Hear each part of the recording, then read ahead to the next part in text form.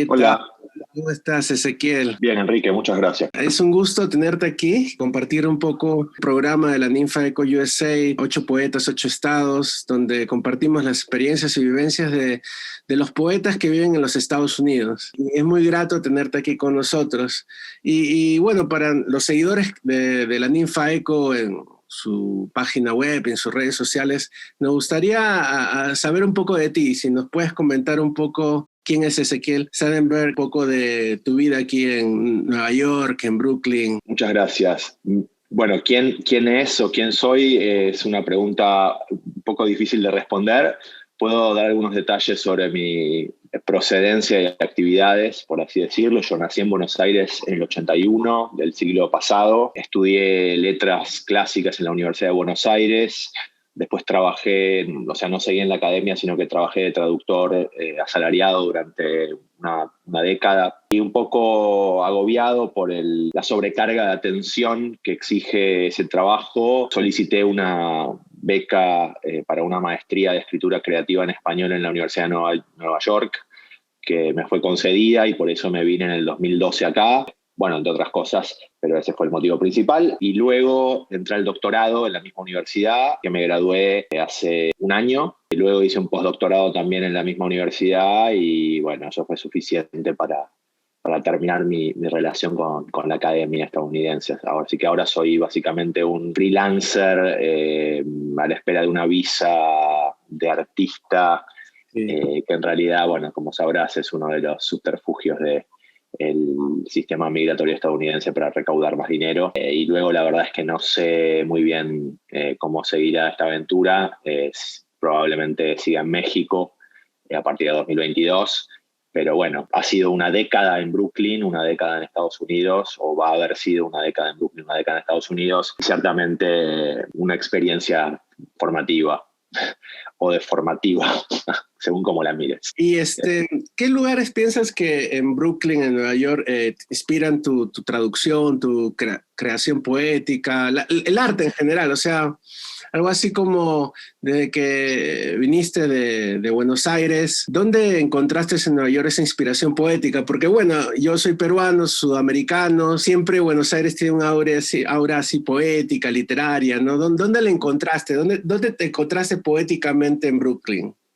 En la comunidad hispana me encontré. Yo soy más una persona de palabras que de imágenes o lugares. Creo que lo más enriquecedor para una persona que escribe y que traduce, bueno, me dio un poco de pudor presentar lo que hago en la pregunta anterior, así que lo digo muy básica y brevemente. Yo soy una persona que traduce poemas con frecuencia diaria en una página web desde 2005, aunque en esa época no traducía todos los días, pero bueno, hace ya años que sí. Escribí algunos libros también de poesía, una especie de novela de la poesía que se llama 50 estados, que salió en Argentina, en México y ahora sale en España este año. También produzco un podcast de poesía que se llama Orden de Traslado. Originalmente era una curaduría de traducciones, pero ahora está en un estado de evolución y sobre todo de ebullición muy interesante. Si están escuchando y les gusta la poesía leída en voz alta, recitada, suscríbanse a Orden de Traslado, que está en todos los servicios de streaming y también en anchor.fm/Orden de Traslado. En cuanto a lo que te decía antes, y también en relación con ese proyecto de Orden de Traslado, donde leen personas de distintos países de América Latina e incluso de Estados Unidos o incluso de Brasil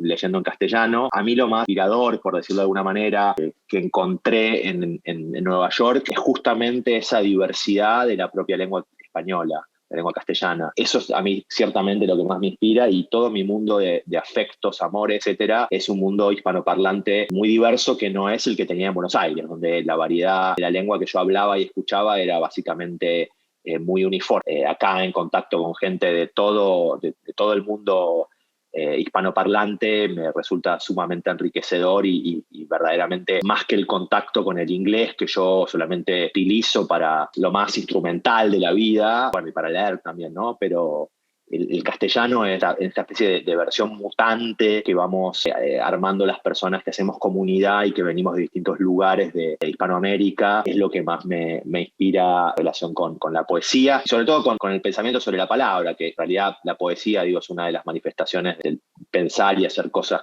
y sentir cosas con palabras, que eso es lo que a mí me interesa más allá de las barreras de género, si es poema, relato, discurso político o publicidad. Digo, a mí me obsesionan las palabras y las distintas formas de expresar las mismas ideas, ¿no? Bueno, también por eso me dediqué a la traducción y eso es lo que me divierte y lo que me entusiasma. Hay cosas ahí que para diferentes líneas que me gustaría amplificar, un poco como, por ejemplo, ¿tú cómo ves el español como lengua poética en los Estados Unidos? En esas variaciones, en esas múltiples voces, por ejemplo, tú lo experimentas en Nueva York. ¿Cómo sientes lo que es el español o el castellano como lengua poética en los Estados Unidos? Es una pregunta difícil. Yo creo que Estados Unidos está experimentando un traumático proceso de bilingüización que debería darse más cuenta. Me parece que todavía los círculos, digamos, tradicionales en lo que la poesía circula, recibe presupuesto y atención simbólica, o sea, en medios y demás, son todavía muy, muy conservadores y muy anglo, o en su defecto tienen una visión del español y de otras lenguas que no sean la lengua mayoritaria, que es un poco de lo que yo llamo alterizar, ¿no? Como poner a esas comunidades como otros que son en función de cierta herida real o fantasmática que la cultura estadounidense les ha infligido, ¿no? Me parece que hay una visión a veces como muy exotista, decorativa del español o de otras lenguas en las cuales se escribe en Estados Unidos, y me parece que digamos que ese proceso de incorporación del español no va a ser posible mientras los gringos no hablan español, no aprendan a hablar español, y esta lengua deje de ser una lengua, en cierto sentido, asociada a una comunidad migrante que además está racializada, que además tiene todo un montón de ideas en la cultura mainstream que son un poco cerradas, me parece, ¿no? La idea de lo latino en Estados Unidos es una idea muy, muy pequeña. No me refiero de las comunidades en sí, sino de que hay como una gran bolsa de datos donde todos los latinos somos lo mismo, ¿no? Y evidentemente siempre cuento esta anécdota, ¿no? Me tocó ayudar a traducir a una amiga, poeta y traductora que admiro mucho, Paula Abramo, mexicana, un cuento de un brasileño, ella traduce del portugués, que tenía un personaje que era argentino, ¿no? Entonces ese cuento, ella tradujo el cuento al castellano, mexicano, y tradujo como pudo al argentino. Y literalmente nos sentamos en Skype a bajar esa traducción. Había decenas, si no cientos de palabras diferentes. Eso es solamente un ejemplo, digamos, concreto de las diferencias, grandes diferencias de lengua, de cultura, de costumbres sociales que hay en Latinoamérica, que es gigante y súper diversa. Me parece que Estados Unidos tiene una idea como un poco simplificadora de Latinoamérica y un poco provinciana, porque es un país, al menos en cierta cultura de élite, donde está el poder de decisión de qué se publica, qué se lee, qué se promociona, muy provincial, ¿no? Como muy atada a prestigio en un sentido más rancio y más conservador. Yo creo que el castellano ciertamente va a empujar cada vez con más fuerza, porque la demografía de este país va hacia ese lado, pero no sé si yo lo voy a ver en mi vida y seguramente no voy a estar en Estados Unidos porque no sé si es un lugar en el que quiera seguir viviendo. En buena medida por las cosas que te estoy contando, ¿no? Me parece... mi experiencia viviendo acá 10 años ha sido agridulce. Mi trabajo en el campo cultural estadounidense ha sido agridulce en el sentido en que encuentro mucha resistencia, ¿no? de parte de la comunidad anglo a mirar de igual a igual a personas que no somos de este mundo, digamos. Claro, Tal vez esté equivocado, pero no sé cómo haya sido tu experiencia. Sí, bueno, esto cuando hablabas de lo que pasa con el castellano aquí, también pasa con las comunidades afroamericanas, ¿no? Es decir, yo soy muy creyente, yo escribo poesía, leo mucha poesía, pero para mí la poesía está en la calle. El fin de semana estaba entrevistando a un poeta de Colorado, Michael Knisley, y él planteaba la poesía como inspiración, brief, ¿no? Y me acordé por un lado, en la cuestión del yoga y el prana de la India, ¿no? El yoga que se ha hecho tan famoso aquí, la cuestión de respirar, pero también I Can Breathe, el famoso I Can Breathe de ese ciudadano afroamericano que fue asesinado por la policía de Nueva York, ¿no? Y su última frase, yo lo sentí como un poema, como un verso. Y eso creo que lo ha tomado también Black Lives Matter y toda la comunidad. Justo el mismo día estaba caminando aquí en Greeley, en Colorado, donde vivo. Y entonces, así como a ti te gustan las palabras y los poemas, a mí también. Yo soy muy amante de las palabras, de descubrir los significados ocultos y los múltiples significados, pero también cómo las palabras se plasman en las cosas. Y soy muy así, me gusta mirar todo el tiempo, ¿no? para apropiármelo de alguna manera como otras voces, ¿no? Que me poseen. Y entonces estaba caminando una calle por acá, yendo al centro, así, y encuentro una roca que dice I can breathe. Ahí en un jardín, pero tú tenías que hacer el ejercicio de mirar una roca pequeña, un jardín de una propiedad de aquí. Y yo dije, y le mandé la imagen y tomé la foto y le dije, mira. Y entonces es eso, como que la poesía está ahí en la calle. Y antes, durante las elecciones, ¿te acuerdas que hubo toda esta polémica con el voto por correo? Al frente del café donde normalmente voy a trabajar, en el buzón de correo habían escrito I can breathe. Entonces, cuando yo vi eso, dije, wow, esto tiene otra significación. O sea, como un poema me estaba hablando la ciudad. Sí, la historia de la poesía con la respiración es una historia de larga data. Me parece que la poeta que entrevistaste se estaba refiriendo a la idea del projected verse, el verso proyectivo de Charles Olson. Creo que en buena medida la historia del verso libre contemporáneo tiene que ver con eso, ¿no? Con decir que no hay patrones externos que regulen la voz de un poeta, sino que cada cual tiene una respiración que le es única e inalienable, como si fuera una especie de huella digital de la identidad. No, me parece que eso abre toda otra polémica u otro debate, que es el de las políticas de la identidad, que es un debate que a mí también me interesa mucho. Y en relación con lo de George Floyd, sí. Yo escribí un ensayo exactamente sobre eso. No sé si por eso me preguntás. En general era algo así como cuando hablamos de lo que, bueno, significan las palabras, los poemas, pero también esta cuestión de democratizar la poesía, porque en el mundo anglo está muy cerrado, es una poesía muy académica, y también está muy cerrado en la lengua angla, en la lengua de los...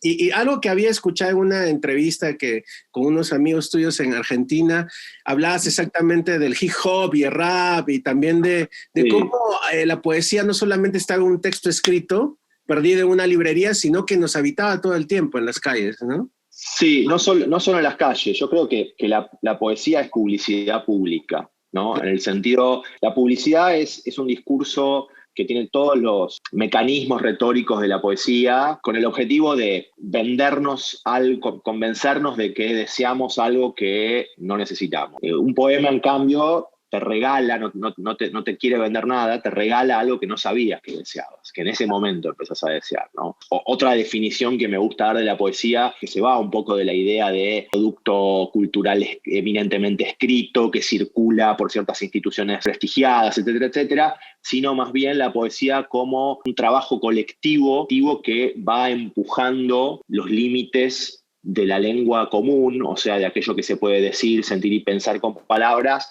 poquito a poco y a nivel, como decía, colectivo, ¿no? A nivel individual. Esa idea del poeta como un genio iluminado, o bueno, todas las variantes que vienen de la inserción del poeta en la fuerza de trabajo en el momento de la llamada autonomía literaria, por ejemplo, poemas como el de Baudelaire del Albatros, ¿no? Que es claro. El poeta es majestuoso en el cielo, pero en la tierra es patético y torpe y es víctima, digamos, del escarnio y de la incomprensión de los demás. Toda esa idea me parece que sea romántica, excepcionalista, etcétera. Me parece que es momento de revisitarla y repensarla, ¿no? Y por eso me gusta pensar la poesía como una forma de ampliar los confines, los límites de la lengua pública y lo que podemos hacer, decir, pensar y sobre todo imaginar con palabras. Creo que el lugar de la poesía es el de la imaginación, ¿no? Es una forma de pensamiento también la poesía. Por eso también decía claro. Que es una tecnología de la palabra y una pedagogía de la atención, porque te enseña formas de prestar atención que no son las formas a las cuales estamos programados para responder en un mundo donde nuestro attention span es básicamente una commodity que es extraída por las plataformas de extracción de datos, ¿no? A cambio de participar de una comunidad o de lo más cercano que tenemos a una comunidad, que son las redes sociales, entregamos una serie de datos que después son monetizados. Obviamente estamos gratuitamente en redes sociales porque no queremos perdernos de esa vida en supuesta comunidad,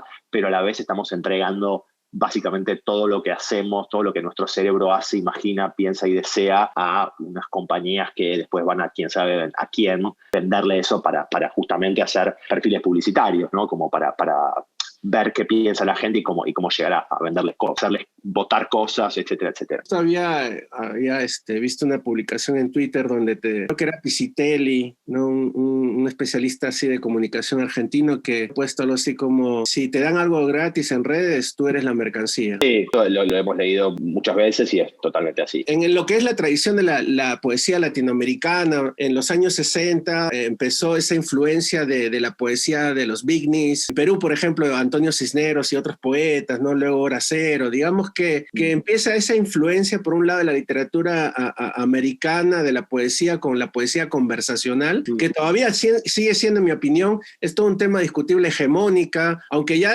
de alguna manera esa hegemonía se está contestando desde los años 90, más o menos. Pero, por ejemplo, luego el hip hop y el rap, ¿no? En muchas lenguas, de alguna manera, como la nuestra, se está reivindicando otra influencia de lo que llamamos poesía o música americana en la creación literaria de nosotros. Por ejemplo, hay toda una cuestión del hip hop y la poesía chilena, ¿no? Que está también moviéndose por ahí. Ahora tú me comentas de rap también. ¿Cómo sientes otro tipo de influencia, de género más urbano, callejero, y cómo se traslada al papel o en tu canto? Bueno, muchas gracias. A mí, con el poema que te leí y un poco con este libro, me interesa hacerme cargo de esa influencia, pero sobre todo español que no es neutro, sino mutante, que es producto del mercado latino que el agujero negro de dinero que son los Estados Unidos produce y que hace que artistas de todo el continente latinoamericano tomen como una especie de modelo, template, ese español un poco caribeño, un poco mexicano, bizarro,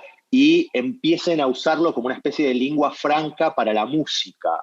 Como verás en el poema que yo leí, hay algunas palabras en inglés que bueno, como son, que es un poema que está referido a una persona en particular, era necesario, pero sobre todo hay palabras que un argentino no usaría, como por ejemplo echar vaina, o por ejemplo huevón, ¿no? Y eso tiene que ver con tratar de usar esa debilidad, ser el blanco del cierto imperialismo cultural estadounidense, que lo que hace, bueno, básicamente es aprovechar su lugar de hegemonía para irradiar sus productos culturales producidos para su mercado interno, pero para comunidades que son minoritarias, pero que hablan la misma lengua fuera de Estados Unidos, y me refiero a reggaetón, trap y demás. Claro. Y si vos, por ejemplo, hay un grupo que a mí me gusta muchísimo de Argentina que se llama Catriel y Paco Amoroso, son un dúo de jóvenes que son músicos y hacen trap porque es lo que ellos dicen que es como hay que hacer empanadas de carne, bueno, hacemos empanadas de carne. Entonces hay una canción, por ejemplo, que se llama I Really Don't Care, que deforman el inglés y usan palabras de ese castellano caribeño o mexicano y toda esa polinización cruzada, esa contaminación que hace que se desestabilice el castellano como un conjunto de lenguas que no se contaminan entre sí, me resulta sumamente atractivo. Y eso es un poco lo que yo trato de recoger para la poesía en la que estoy trabajando, más allá de que yo soy un entusiasta consumidor de hip hop y de música popular de todo tipo, y me parece que lo interesante del hip hop fue en un momento en el cual la idea de la poesía era una idea muy académica, muy escrita, y eso es una historia muy larga, tendría que hablarte de mi tesis doctoral, pero no creo que tengamos tiempo ni interés de hacer de esta conversación un largo simposio. Tiene que ver con volver a darle a la poesía un lugar más público. Creo que toda la historia del verso libre, como te decía, está dada por una idea del verso como una metafísica de la propiedad privada, en el sentido de, no, yo tengo una identidad que es única e inamovible y esa identidad se traduce en una respiración y esa respiración se traduce en una cadencia y un tipo de verso. No, el hip hop precisamente lo que hace es volver a una idea más técnica de la lengua y una idea más colectiva, es decir,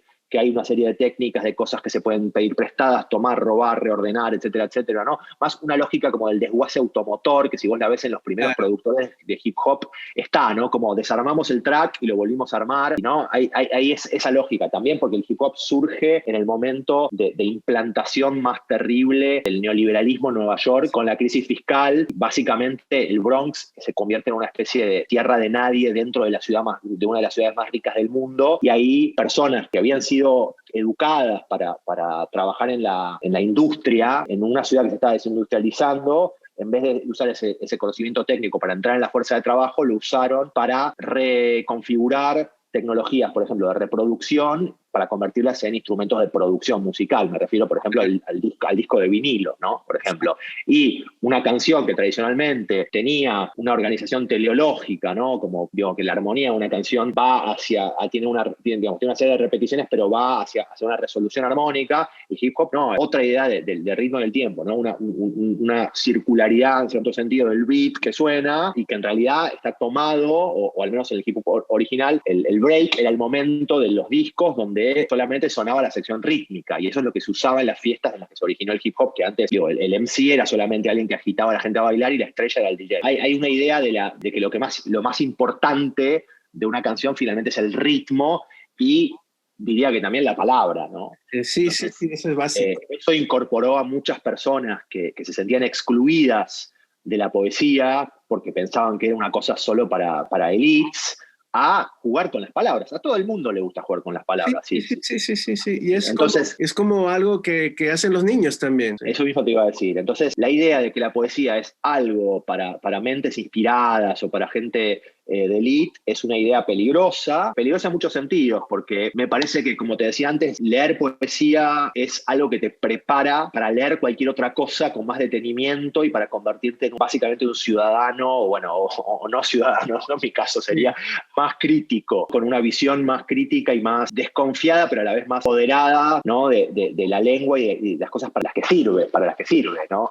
Y estamos en un mundo donde estamos todo el tiempo siendo bombardeadas y bombardeados por material verbal que intenta convencernos de cosas o vendernos cosas o decirnos cosas, y creo que leer un poema es un entrenamiento, y esto lo he comprobado en las clases que daba cuando estaba en academia con estudiantes de Estados Unidos, que realmente es gente que me tocó desde que estudiaban para ser dentistas o diseñadores gráficos, abogados, cualquier cosa. Ese entrenamiento en la lectura minuciosa, ¿no? El close reading que aporta la poesía, me permitió ver como avances en la sofisticación de la lectura de estas personas increíbles entre el primer ensayo que entregaban y el último. Era un mundo de diferencia realmente la capacidad de entender y conectar y asociar cosas de distinto orden, ¿no? La poesía mismo, ya la rima es algo que te asocia directamente dos planos de sentido distintos, ¿no? El plano de la gramática y el plano del sonido. Hay una asociación que es inusitada, ¿no? Asociar por medio del sonido ideas que son rentadas. Yo digo alma y calma. ¿Cuál es la? Bueno, ahí hay una relación que uno se puede intuir más fácilmente. Si digo, también puedo usar un anagrama y decir árbol y labor, claro. Son los mismos sonidos. ¿Cuál es la relación entre un árbol y una labor? Bueno, la referencia es sonora. En el urdimbre del poema, jugar con esas distancias, esas cercanías, como si fuera un resorte, son técnicas y opciones que son muy divertidas y que sirven para componer, a mi entender, de manera muy, muy juguetona y satisfactoria, por decirlo de algún modo. Combinar las lenguas también, ¿no? Porque tú también hablas muchas lenguas, y también combinarlas todas en un poema, ¿no? Por los sonidos y las cercanías. Bueno, eso también tiene que ver con los dialectos, ¿no? Como hablamos, ¿no? Combinar argentino con peruano, con cubano, también combinar inglés con francés, con español, pero a la manera como nos lleva la imaginación realmente, o sea, con otras reglas. Sí, igual yo trato de ser consciente de hablarle a un público que no se le exija que conozca cuestiones eruditas. Entonces, cuando uso palabras en otra lengua o palabras raras en castellano, trato de salpicarlas, de que sean inteligibles. No sé, no meto citas en latín, a pesar de que estudié clásicas. No sé, me gusta el inglés que está siendo fagocitado por el castellano. Claro. Me gustan las palabras que todo el mundo conoce, pero usadas en un sentido distinto. El otro día escribí un poema donde aparece la palabra striptease, que nunca la había usado, y bueno, es un poema sobre Prometeo, sobre el mito de Prometeo, y hablo de que un tristísimo striptease, ¿no? Es sus entrañas siendo devoradas por un buitre. Pero bueno, esa palabra es una palabra que cualquiera que no sepa inglés sabe que es un striptease. Claro, exacto. Prometeo es muy sintomático también de estos tiempos. Me hace recordar también a esa obsesión que tenía Karl Marx por el mito de Prometeo, cuando Karl Marx quería ser poeta, ¿no? Y pensaba en su Prometeo, que se convirtió en parte también de lo que es el mito de sus ideas, ¿no? Bueno, me parece que es sintomático porque hay que volver, o estamos en un momento cual me parece fundamental volver a una crítica integral del capitalismo y sobre todo, digamos, de la distribución de la riqueza. sobre todo la distribución de la Y también, riqueza. bueno, la cuestión también las compañías y todos estos poderes, ¿no?, hegemónicos nos han arrebatado el lenguaje cuando el lenguaje es nuestro. Nos hacen sentir como que ellos son dueños de nuestra palabra. Y eso creo que me pareció alucinante cuando tú mencionas algo así como que su palabra importa. Y eso, recuperar la poesía para que la palabra, esas voces, normalmente no importan para el sistema, por ejemplo, regresando a ese I Can Breathe, esa persona que muere en Nueva York, esa frase se convierte en un himno de combate, ¿no? Que esa palabra sí importa. Y desde ese momento, que ocurrió ya hace algunos años, cuando esos policías lo mataron a este ciudadano, creo que ese verso está por todos lados y sigue dando vueltas y nos sigue atrapando, ¿no? Sí, uno de los problemas, me parece, de las políticas de la identidad es que producen una especie de grieta retórica muy grande, ¿no? Porque hay una obsesión por recomponer o restituir por medio de la palabra algo que no tiene ningún correlato en la realidad. Entonces, en inglés hay un montón de palabras que se vuelven tabú y que hay que evitar porque son ofensivas, pero en realidad lo que es ofensivo no es la palabra en sí, sino la realidad que designa esa palabra, que es la desigualdad enorme entre blancos y negros, por ejemplo. Claro, Si no importara que una persona fuera blanca, negra, con puntos de colores en la cara, negro, blanco no significaría nada, pero si no se puede evitar negro. Lo que hay que hacer en realidad es crear igualdad, no parcelar la lengua. Entonces hay una sensación, ¿no?, de que la lengua está siendo abusada para evitar hacer cambios en lo real que son urgentes. Ahora que, bueno, comienzo a asociar tantas cosas, me hace recordar que estos son tiempos para, de alguna manera, el hip hop también y el rap, esta música que es canto, se convierte en una nueva tragedia griega, ¿no? Hemos reactualizado porque es la idea de escuchar esas palabras que chocan, que juegan, pero que también señalan las contradicciones y lo trágico del sistema en que vivimos, ¿no? Sí, no sé si mi idea con este poema era señalar las contradicciones del sistema en que vivimos, que nada, que efectivamente las veo y las deploro. Y no sé tampoco si la referencia al hip hop, que obviamente es algo que yo escucho todo el tiempo y que me encanta, en realidad no tiene que ver con que también hay toda una tradición de la poesía ligada a lo material de la palabra y del sonido, que un poco quedó soslayada por un tiempo, porque digamos que lo que estaba de moda era otro tipo de creación poética, y que de la mano de precisamente el hip hop y de la revalorización de las letras de la música popular como poesía en pie de igualdad, vuelve a, si se quiere, gravitar sobre la poesía escrita, ¿no? En este caso veo más a Góngora que al hip hop en este poema. Claro. Es una especie de gongor rap, ¿no? Una especie de rap gongorino. De hecho, tendría que escribir un poema que se llame Gongorap. Sí, ese sería buenísimo. Me gustaría escuchar en algún momento. Bueno, te lo voy a dedicar, lo voy a escribir y te lo voy a dedicar. Lo que digo es que, bueno, también ahí está el barroco, ¿no? Que siempre aparece en la poesía, vuelve a aparecer en la poesía latinoamericana. El barroco, bueno, ¿qué es el barroco? Como inflexión de la lengua, el barroco como refugio en la palabra en tiempos de crisis material. Son estos tiempos. Yo también reivindico mucho el barroco y también el sentido de encontrar la hibridez, el monstruo, la hibridez, ese es los múltiples espejos, el barroco. Es decir, esta idea de este lenguaje en tiempos de crisis que tiene que sobrevivir de alguna manera y se tiene que expandir en otros lenguajes. No, un aspecto que tú mencionaste es la poesía como una forma de pensar. Para mí el barroco es una forma de pensar también. Es un momento clave en la historia de la humanidad porque se sale ya de la confianza de lo que era el Renacimiento, todo eso, y se encuentra el hombre solo y entonces, ¿qué hace el hombre? El hombre recrea con el lenguaje, con la palabra poética en este caso, ¿no? Encuentra en esas fuentes, en este caso el latín, ¿no? Para Góngora, lo rapea, exactamente. Era el año de la estación Florida en que el mentido rodador de Europa, media luna las armas de su frente y el sol todos los rayos de su pelo, luciendo honor del cielo en campos de zafiro, paz estrellas, cuando el que ministrar podía la copa, Júpiter mejor que el garzón de ida, náufrago y desdeñado sobre ausente, bla, bla, bla, bla. Y sí, claro.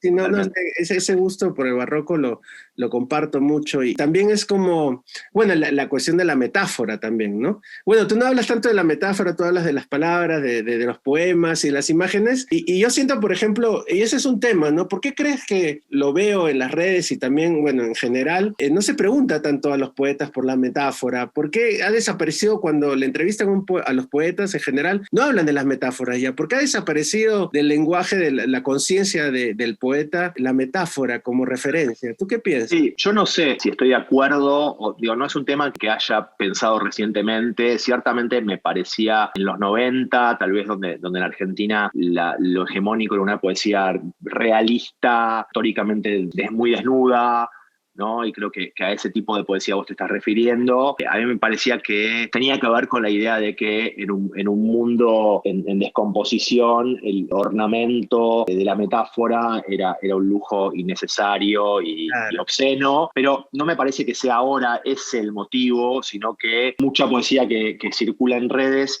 está pensada para ser portátil. Claro. Es decir, portátil también implica que puede ser abarcada, consumida con un golpe de ojo, y la densidad retórica que permite el lapso de atención, digamos, puede absorber el lapso de atención que estamos hoy en día dedicando a consumir un poema, es menor que la que se podía suscitar cuando alguien recibía un libro un libro de Góngora, o recibía unos poemas por carta. Eso por un lado. Después, lo otro que hay que decir, en realidad la lengua ya es metáfora, la lengua está hecha de metáforas muertas, Sí. de metáforas cristalizadas. Entonces, Exacto. ¿dónde está? No hay un referente primero, ¿no? Como que es todo un entramado de metáforas. Eso a veces me parece quizás redundante hablar de metáforas separada de la lengua, palabras en sí, porque ya las palabras son metáforas. Exacto, la lengua ya es una metáfora. Y lo que sí me gusta un poco, y lo hago a veces en redes, es volver a ser conscientes de que las metáforas están ahí todo el día con nosotros, ¿no? Porque a veces los escritores y los poetas y todes, ¿no? Alucinan que ellos son dueños de la metáfora, cuando la metáfora en realidad está en todos lados, ¿no? Y se usa mucho en la prensa, en el deporte, por ejemplo. ¿Qué sería el fútbol argentino sin las metáforas? Bueno, ni hablar del relato del gran Víctor Hugo Morales del segundo gol de Maradona, ¿no? Barrilete cósmico. Exacto. ¿De qué planeta viniste? Bueno, Víctor Hugo también para mí es un poeta. No, Maradona también lo era. Y Maradona y el gol y la metáfora nos habita realmente, ¿no? Sí, por eso la idea de que somos dueños de la palabra es una idea, iba a soltar algún tipo de improperio, pero voy a decir que es una idea que es equivocada.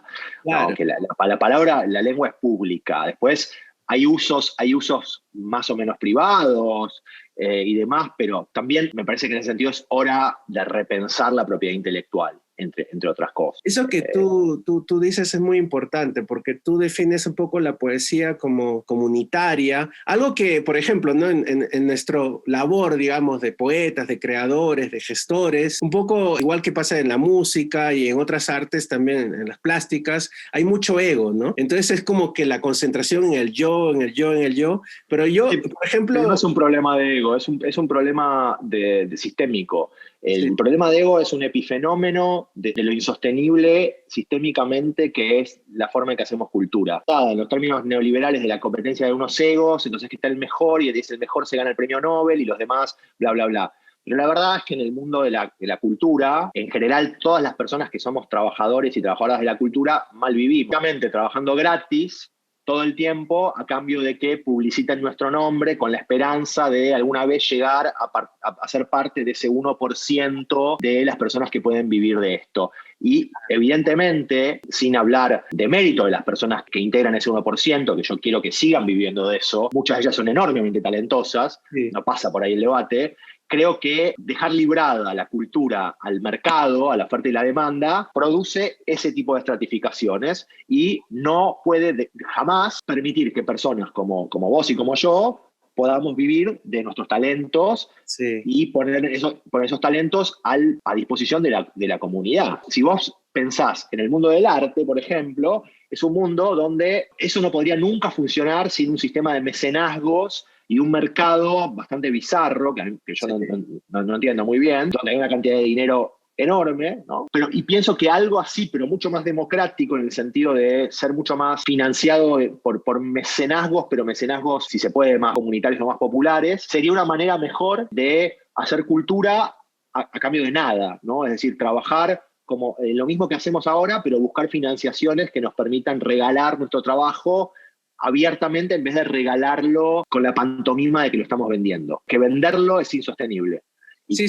Bueno, yo también creo en la renta básica universal. Creo que dentro del sistema capitalista como lo conocemos actualmente, si no hay subsidios y la cultura no está de alguna manera subsidiada, lo que va a pasar es que nada, va va a estar todo librado al mercado y el mercado lo que hace es predecir el gusto del futuro en relación con el gusto del pasado. Y ahí hay como un decalage, hay como un delay que justamente pierde de vista el hecho de que lo que hace la poesía, lo que hace el arte es imaginar futuros mejores, imaginar algo distinto de lo que ya teníamos, ¿no? Algo mejor. Y si la consigna que hace que determinado producto cultural reciba atención, reconocimiento, etcétera, es que esté en conformidad con lo que supuestamente es el gusto de la gente, del público consumidor, bueno, ahí la posibilidad de que ese gusto cambie, se refine, se aguse, se pierde, o al menos Pues, queda gravemente herida, ¿no? se trata solamente de comprar y vender ahí, ¿no? Entonces, bueno, y el sistema sabe muy bien cómo comprar y vender y qué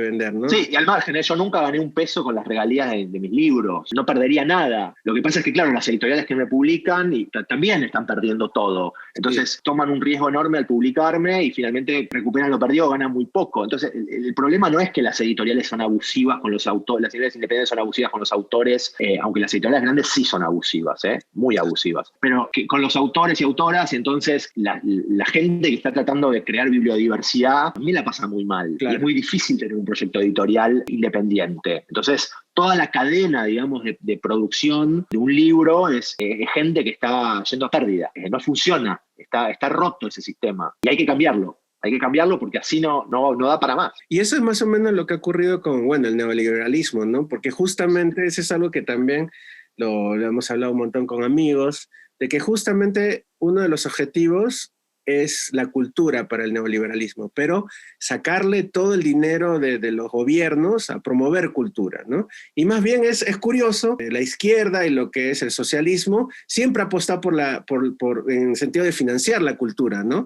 Son dos visiones distintas, ¿no? O sea, sí, pero hay que ver qué apuesta, porque hay una apuesta propagandística, ¿no? La cultura como propaganda. Claro. Yo te diría que propaganda de Estados Unidos tiene un presupuesto en cultura gigantesco en términos no de cultura pública, sino de publicidad, ¿no? Y la publicidad es cultura. Sí, también. Ver cultura como solamente la poesía es un poco romántico, en realidad la cultura, todo, sí. Y yo no creo que haya poca inversión en cultura. Lo que pasa es que la cultura es una cultura dirigista, neoliberal, que lo que hace es, por ejemplo, decir, ok, vos tenés tu identidad y es sagrada, pero no te vamos a dar nada más. Tenés derecho a tu identidad y como tautológicamente ser quien sos, pero esta realidad es inamovible.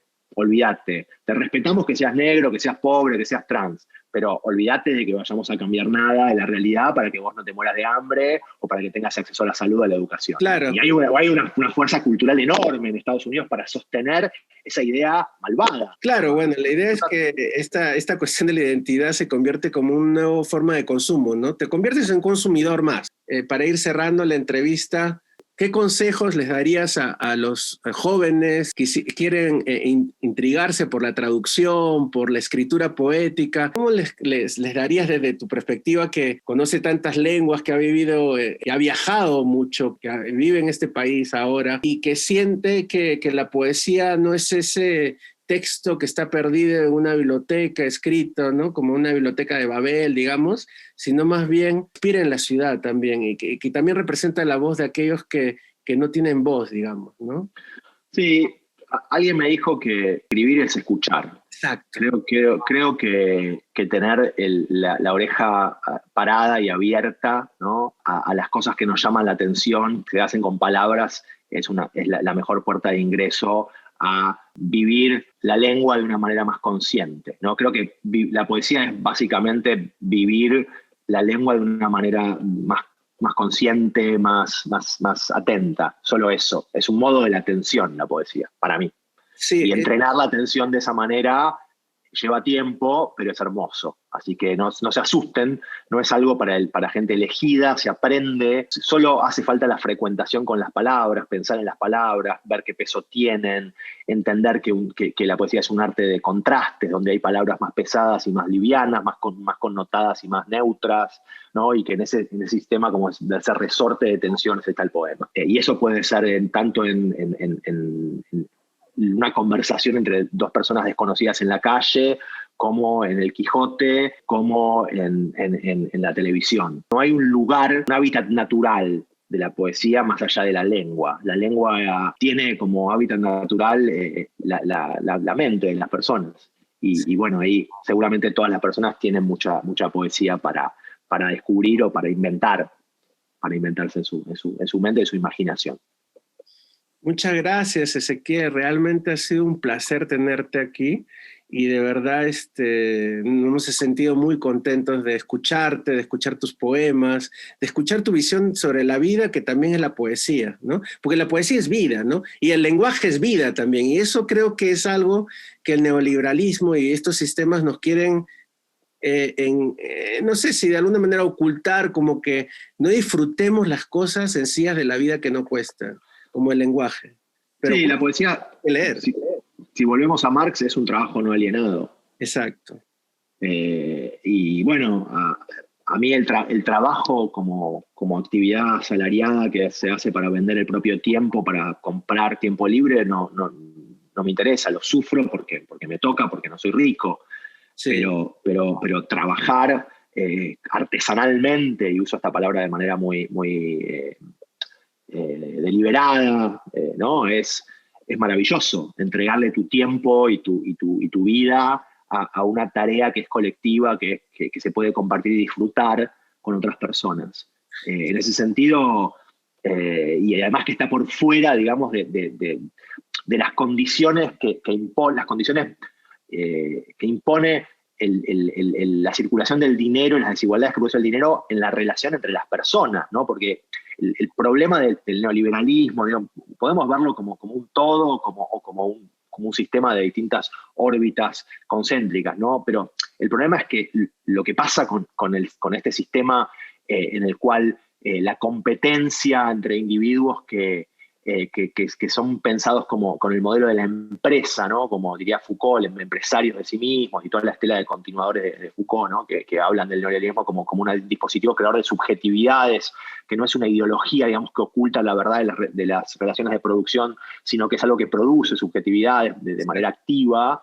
Creo que produce también muchos estímulos para ser inmorales, para ser malvados, les unes con les otros, ¿no? El momento en que uno quiere sacar una ventaja económica en todas las relaciones humanas que establece, ¿no? Porque el trabajo lo permea todo, ¿no? Ya hay un estímulo ahí para tratar mal y no tratar de manera desigual a otras personas. La poesía, si la pensamos como un trabajo colectivo, como una artesanía colectiva, y no como una carrera a ver quién gana, permite trabajar en comunidad y en absoluta diversidad sin joder a nadie. Exacto, y aportando que necesita mucho el mundo, que es creatividad, ¿no? Y cuando hablabas de esto que no oculta las relaciones de producción, claro, por eso es que el darwinismo social es tan evidente como lo plantea el neoliberalismo. Mira, acá es esto, o eres el loser o eres el winner.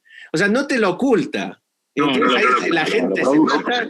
Y muchos, noto también en nuestro campo, que la gente está reproduciendo este neoliberalismo, matarse así, como si la literatura fuera un campo así de Wall Street, ¿no? O sea, sí, bueno, por eso digo que hay que cambiar, me parece, de manera muy profunda la manera en que vivimos la cultura y necesitamos más cultura pública y menos autoría individual genial y más cultura pública, más redes de prácticas colectivas y menos entronización de genios y genias y etcétera. Exacto. Y cuando tú hablabas de artesanía comunitaria, como una cooperativa, ¿no? De soñadores, ¿no? En eso estamos, sí, con algunas personas.